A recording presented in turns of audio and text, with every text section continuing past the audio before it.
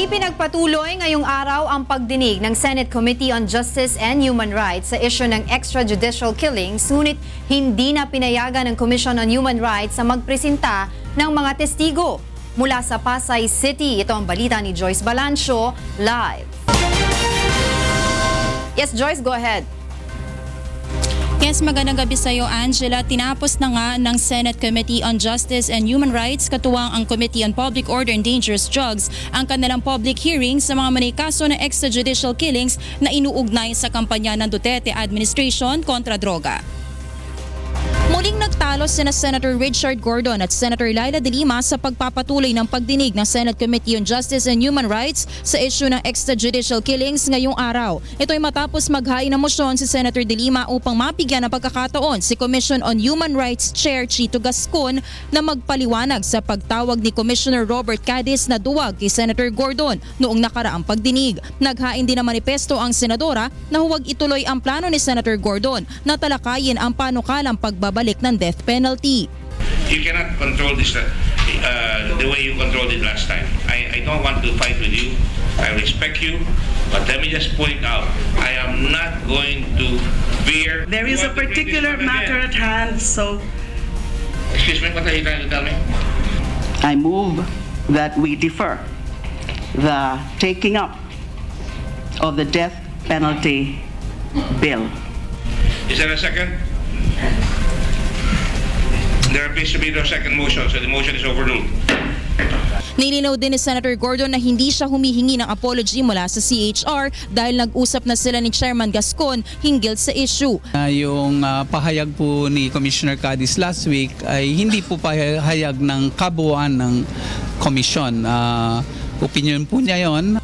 Gayunman, hindi pa rin pinayagan ng komite na magpresenta ng mga testigo ang CHR. Kung ayaw nyo respetuhin ang nag-iimbestiga, huwag na kayong pumunta rito.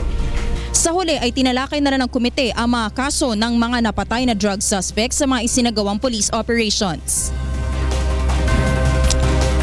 Habang itinuloy ang pagdinig ng committee ay natalakay ang sinasagawang investigasyon ng Philippine National Police sa mga umanikaso ng mga suspect na napapatay sa police operations. Ayon kay Attorney Maria Constantinopla ng PNP Internal Affairs Service, mula Enero hanggang Oktubre ngayong taon ay nag-imbestiga sila ng mahigit 1,000 kaso ng police operations na nagresulta sa pagkamatay ng inaaresto. 300 anya rito ay maituturing na dropped and closed cases dahil sa kakulangan ng ebidensya, habang 28 lamang ang nahanapan na ng probable cause para isailalim sa summary hearings.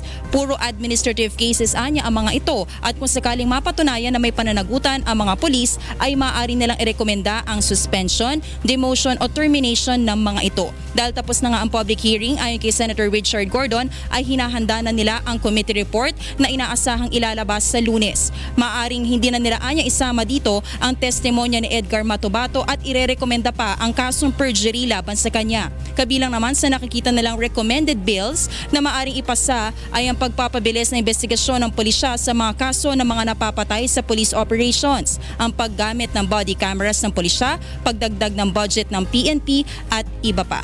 Angela, bilang konklusyon nga nitong 6 hearings ng Senate Committee on Justice and Human Rights, ayon kay Committee Chair Senator Richard Gordon, hindi niya naituturing na state-sponsored or utos ni President Rodrigo Duterte itong kaliwat kanan na nare-report na mga pagpatay. Ayon din sa kanya, tinatanggi niya na mas mataas ang bilang ng mga napapatay ngayong taon kumpara noong mga nakaraang taon o noong mga nakaraang administrasyon.